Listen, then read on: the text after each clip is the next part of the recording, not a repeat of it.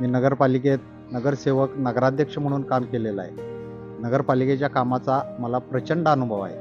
आत्ता माझ्या सौना मी राष्ट्रवादी काँग्रेस अजितदादा गटातून घड्याळ या चिन्हावर थेट नगराध्यक्षपदासाठी उभं केलेलं आहे.